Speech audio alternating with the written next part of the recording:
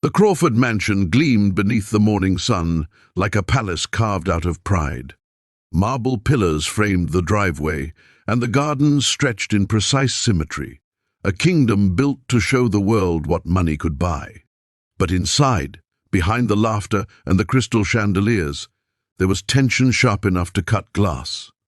Amara stood before the mirror in the guest room, her brown fingers trembling slightly as she fastened the final bead on her gown. The dress was hers, stitched by her own hands, a marriage of silk and tradition, ivory fabric embroidered with gold thread that swirled into tiny Adinkra symbols from her Ghanaian heritage. It wasn't the gown the Crawfords had offered to buy her, an imported designer piece that cost more than her entire apartment. She had refused politely. "I'll wear something that tells my story," she had said. Behind her reflection, the room door opened without a knock.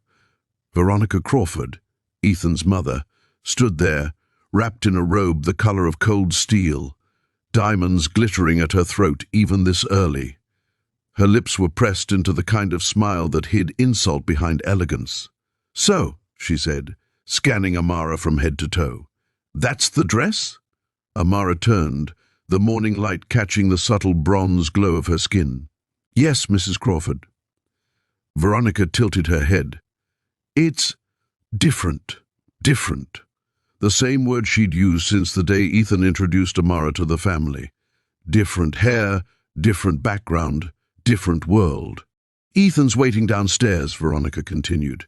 "Try not to keep the guests waiting. Some of them flew in from Monaco." Amara smiled politely. "Of course, I'll be ready." When Veronica left, the air seemed lighter. Still, Amara could feel the sting. She closed her eyes, breathing deeply. "They will not break me," she told herself. "Not today." She thought about her mother, gone too soon, whose voice still echoed in memory. "You were born a storm, my child. Never let them tell you the sky is too small. Or your thunder." Amara touched the beaded bracelet her father had mailed from Accra, a talisman of blessing. She would walk down that aisle not just as a bride, but as every dreamer who'd ever been told they didn't belong. Downstairs, the mansion buzzed with wealth. Guests chatted over champagne, their laughter echoing off marble. The Crawfords were an old-money dynasty, shipping, real estate, media, energy. Their fortune had built entire cities, and now their golden son, Ethan, was marrying a woman they didn't understand. At the foot of the grand staircase, Ethan waited. Tall, handsome, fair-haired, he wore a smile that softened when he saw her descending. The room seemed to hush, but not out of admiration, out of disbelief. "Is that her?" a woman whispered near the piano. "Pretty, but rather bold, isn't she?" another murmured. Someone chuckled. "Well, at least the Crawfords can say they're inclusive now."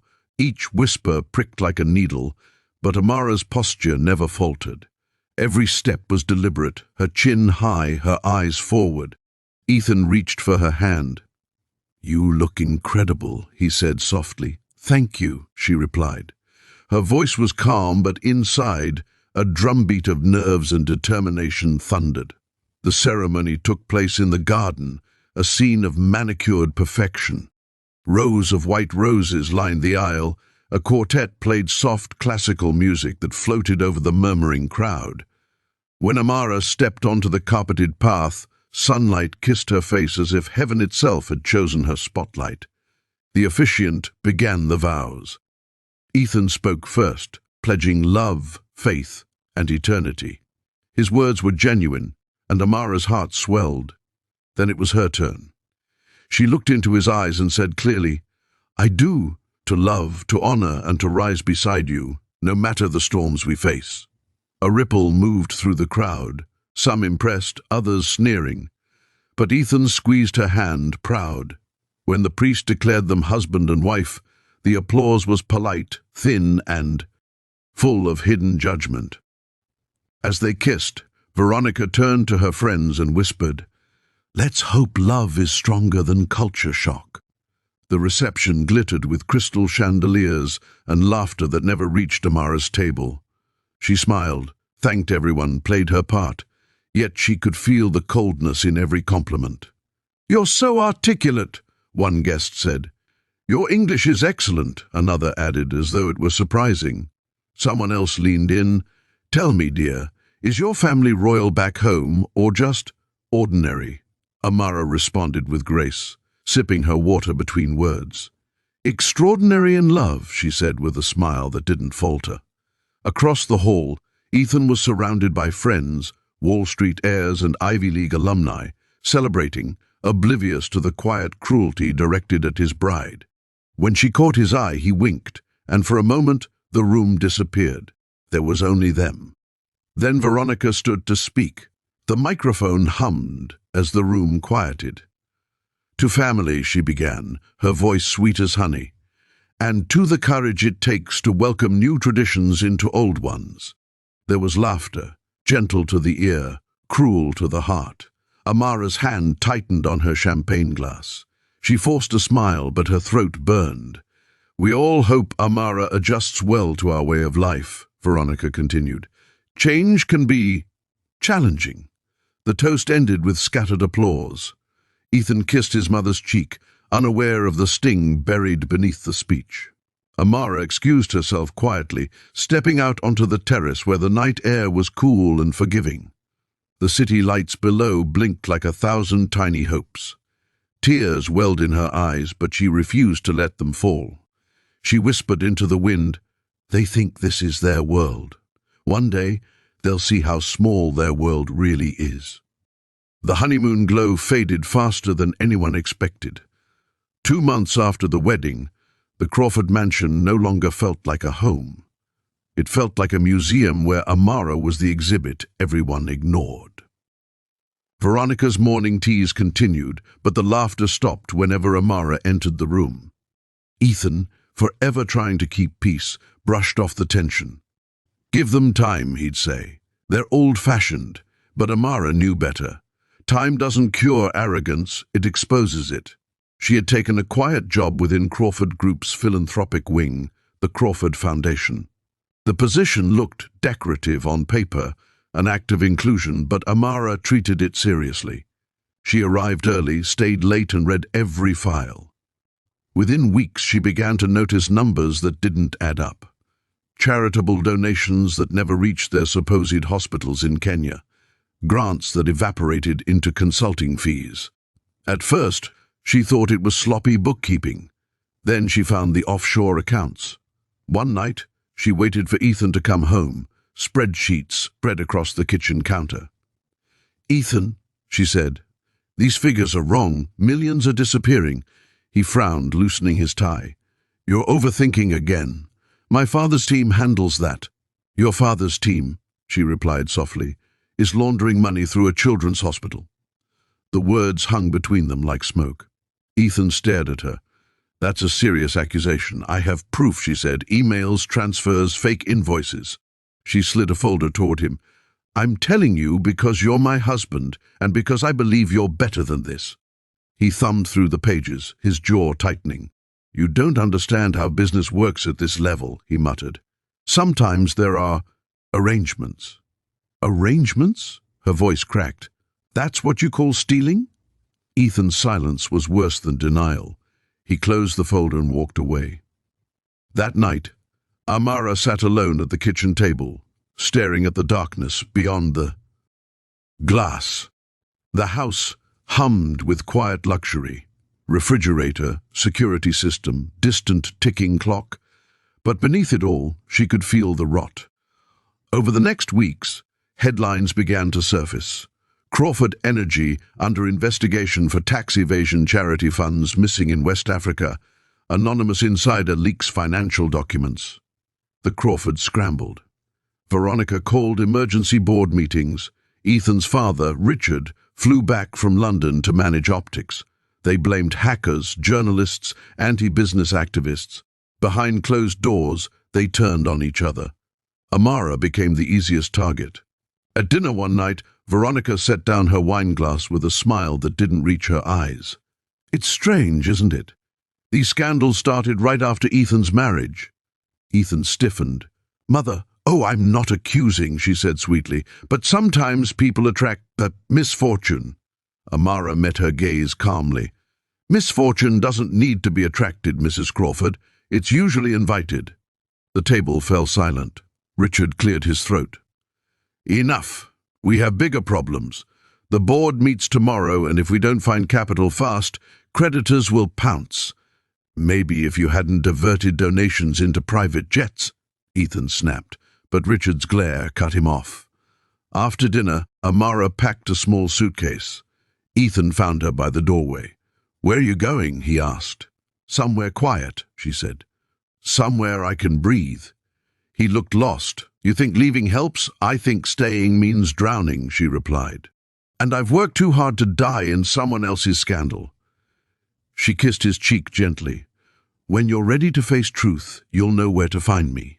The following weeks were chaos. Stock prices plummeted. Investors withdrew. The Crawfords' media channels turned against them, desperate to save face. Veronica's friends whispered in the same tone they once reserved for Amara. "It's tragic," they said.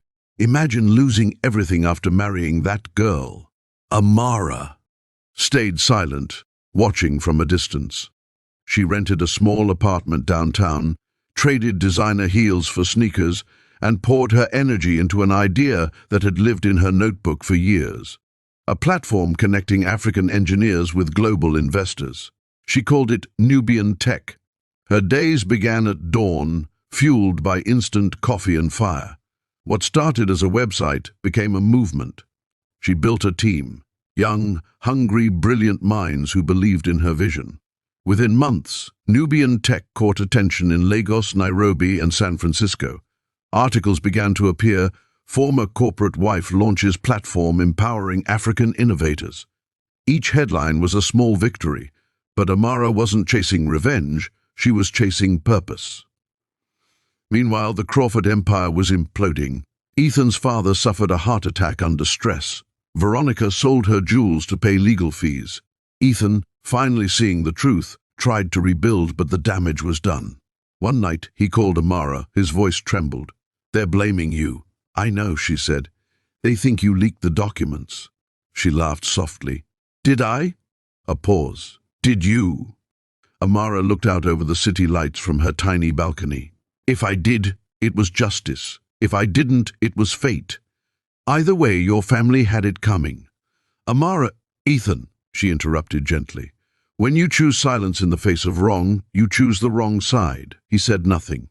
She ended the call. Then she opened her laptop, the glow illuminating her calm, determined face. On the screen, an email notification appeared. "Meeting request, Global Innovation Fund." Her pulse quickened. The fund was one of the world's largest investment networks, worth billions. They wanted a presentation. Amara smiled. The timing was poetic. The city no longer intimidated her. In the beginning, Amara had walked its streets feeling invisible, a woman carved out of silence and survival. Now, every step echoed with quiet purpose. Her old life, the marble halls, the whispered insults, the endless effort to fit into a world that never wanted her, was gone. What remained was focus.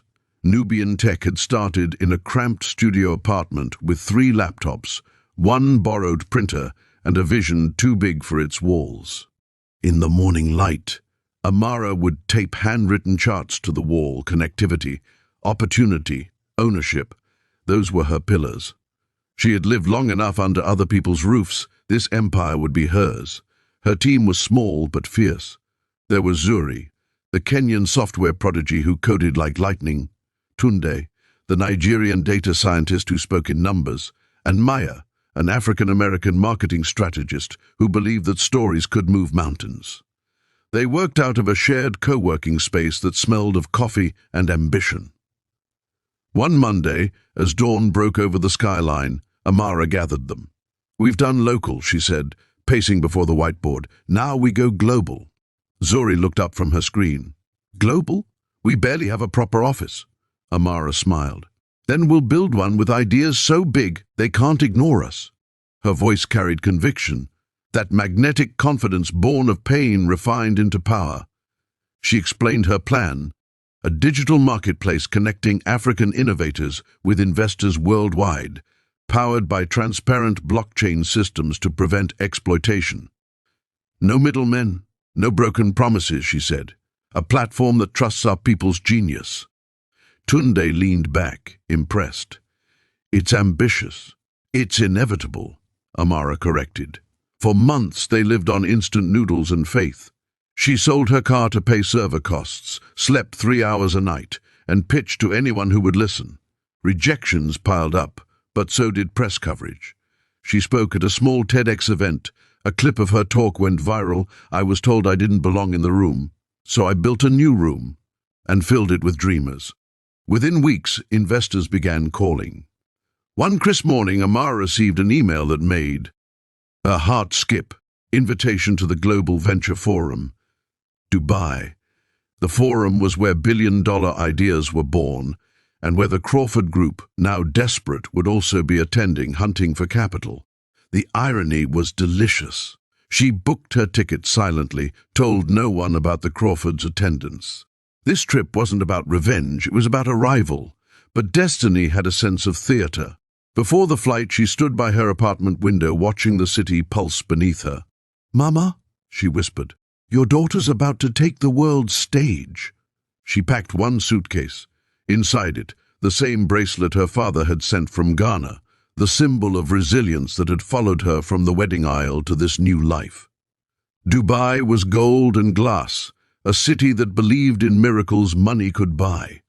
The conference hall shimmered under chandeliers, filled with CEOs, journalists, and investors worth more than small nations.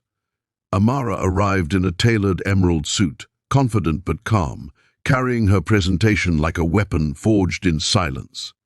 The registration clerk looked up. "Name? Amara Crawford," she said evenly.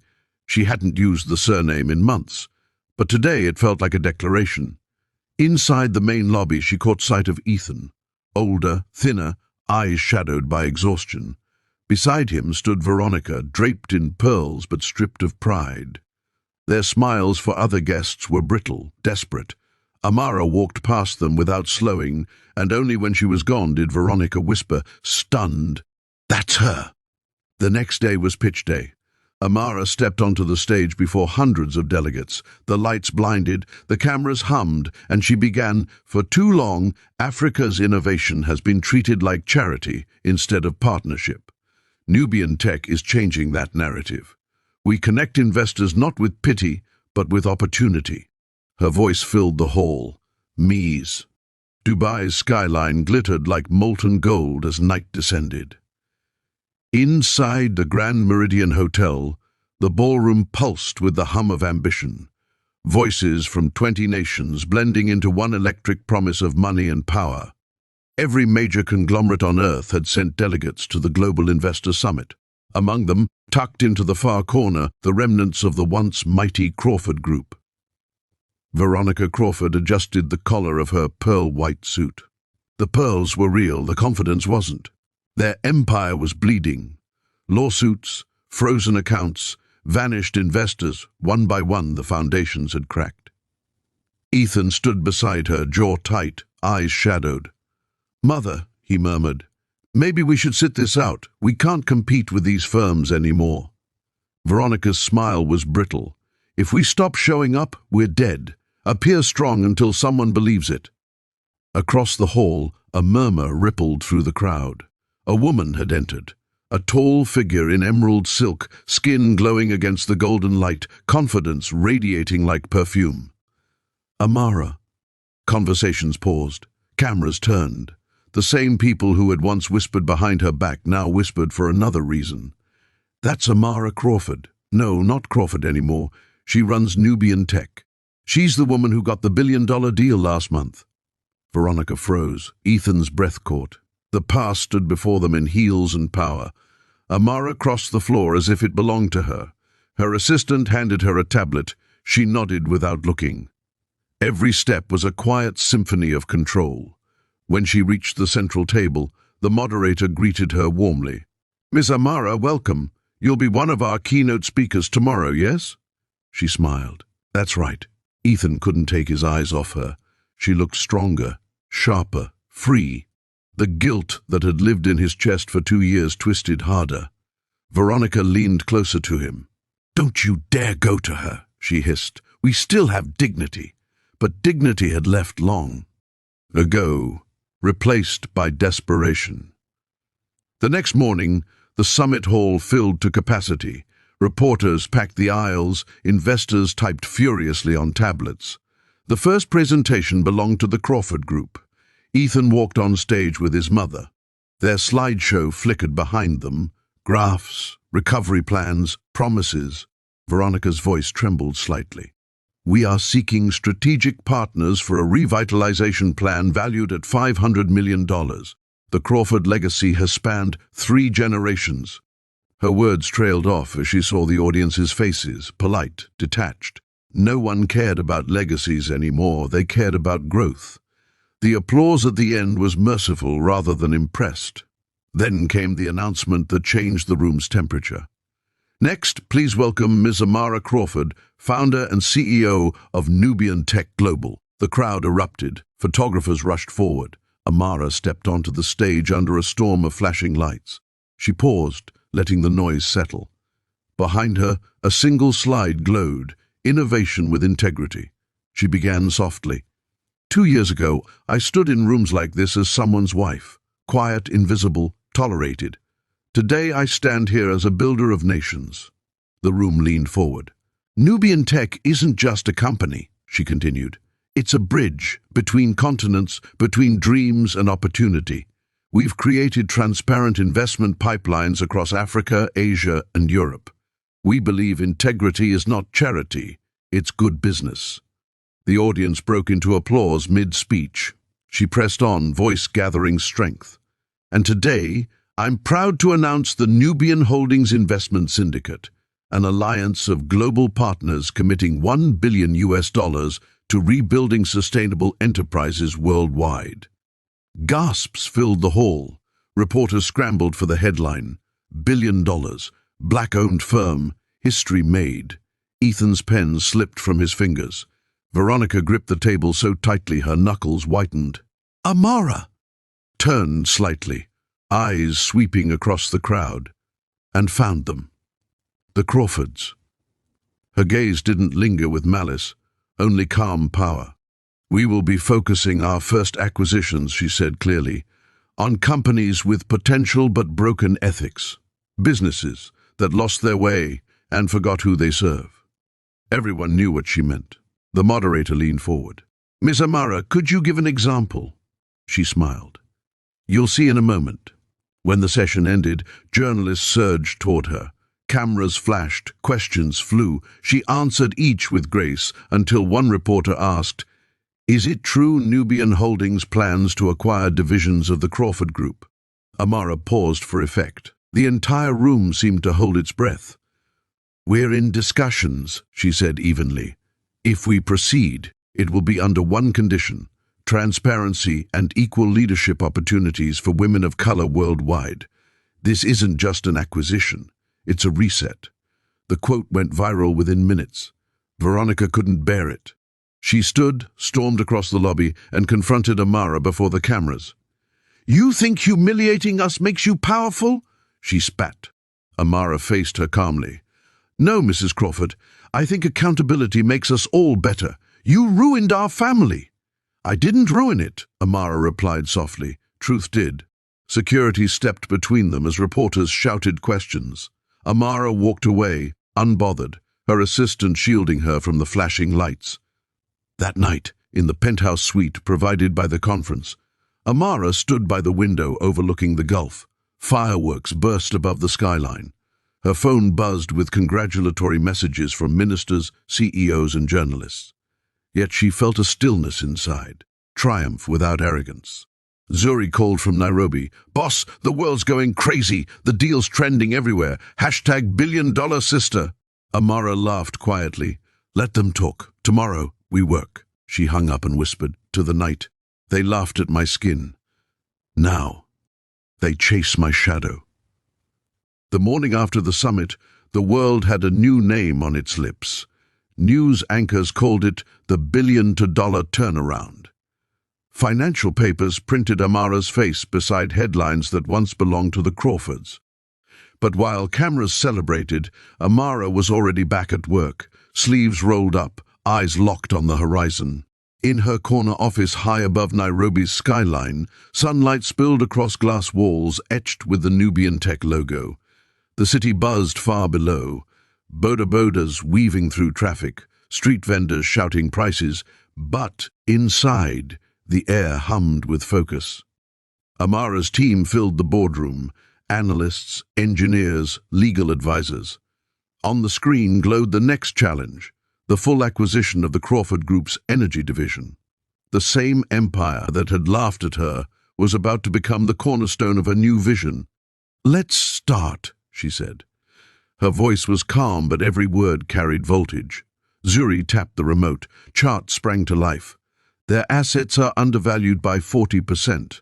The infrastructure's solid, management's the problem. If we restructure leadership and bring in sustainable tech funding, we can flip it inside a year.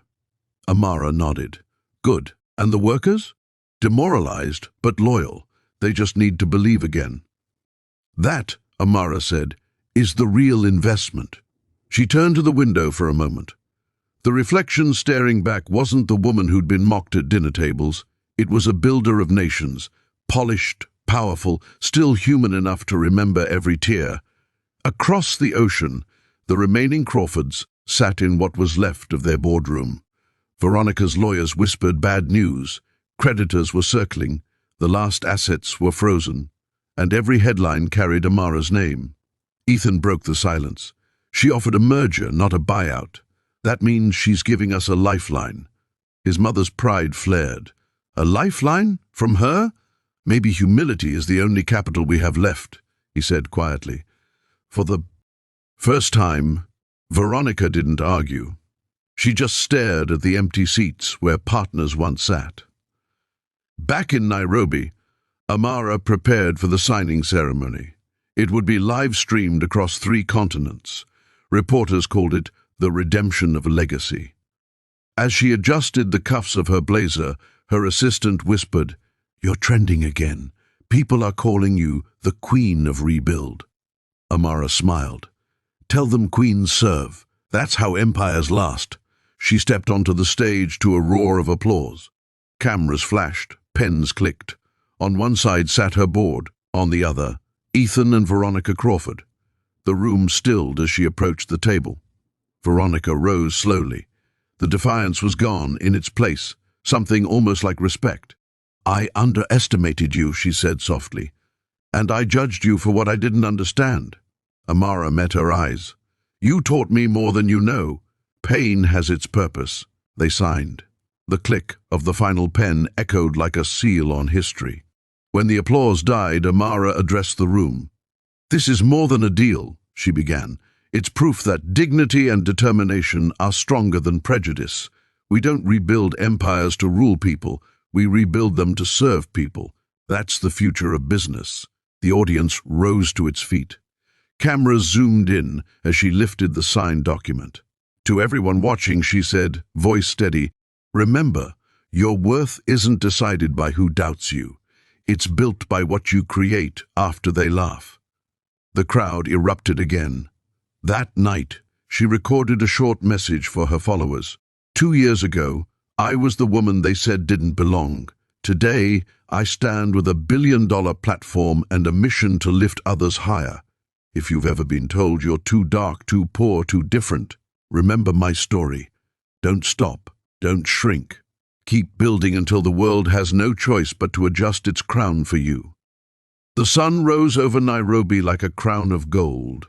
In the heart of the city, the Nubian Holdings Tower glowed, 35 stories of glass and purpose, built not from privilege but persistence. 2 years had passed since the day Amara signed the billion-dollar deal that rewrote history, and though her name had become legend, she carried it with grace. The building buzzed with life, interns in bright Ankara prints, engineers tapping away at transparent screens, walls lined with quotes from African trailblazers, each one a reminder that dreams could rise from dust. At the very top, In an office lined with greenery and light, Amara stood before the window, coffee in hand. The city stretched endlessly below her, but her thoughts were elsewhere, on the faces of the girls she once mentored, the workers she'd promised to uplift, and the empire she refused to let rot in arrogance. "Ma'am," said Zuri, stepping in with a tablet, "the partners from Seoul and Johannesburg are online. They're ready for the summit." Amara smiled. "Let's make history again." The call began, screens lighting up with executives from 5 continents. They spoke not just of profits, but of possibilities: education funds, green technology, women-led startups. The world had begun to mirror her philosophy: integrity is good business. When the last signature was logged, applause filled the digital air. But Amara raised a hand. "Before we celebrate," she said, "let's remember why we build. Power is nothing if it doesn't light someone else's path." The room fell silent, and for a moment, the world felt united by one woman's truth. Later that evening, she visited the construction site of the Crawford Amara Innovation Hub, a tech campus rising on the same land where her in-laws' factories once stood. The workers waved as she arrived. Many were former employees of the fallen empire. Now, under her leadership, they were shareholders in a company that valued them. An older foreman approached her, helmet in hand. "Madam Amara, I worked for Mr. Crawford for 30 years. Never thought I'd see his name beside yours again." Amara smiled gently. "Names can divide or heal, Mr. Okello. I chose healing." He nodded, eyes glistening. "Then the future is safe with you." As the sun dipped below the horizon, she stood among cranes and scaffolds, wind whipping her hair. This was more than revenge. It was redemption, proof that success wasn't about crushing those who doubted you, but lifting what was broken and making it whole. Across the ocean, Ethan watched a live broadcast of the event. He had quietly joined the Innovation Fund, dedicating his time to environmental projects. The bitterness of the past had melted into admiration. He turned to his mother, who sat in a quiet garden, older now, softer. "She did it," he said. Veronica nodded. "And she did it right." The two shared a silence that wasn't heavy, but peaceful, a closure years overdue. That night, Amara recorded a message for her channel. Her team gathered around as the camera light blinked red. She looked straight into the lens, her tone warm but powerful. "Family isn't always the people who believe in you first. Sometimes it's the ones who rise with you after you fall." They laughed at the color of my skin, the sound of my name, the dreams in my voice. But I learned that laughter fades, while legacy lasts. To every woman, every dreamer watching this, you don't need their approval. You need your purpose. Build it, protect it, and one day the same world that doubted you will invest in your vision. She smiled, eyes glimmering. If this story reminds you of your own fight, don't just watch, join. Subscribe, share, and remember, your light is your empire.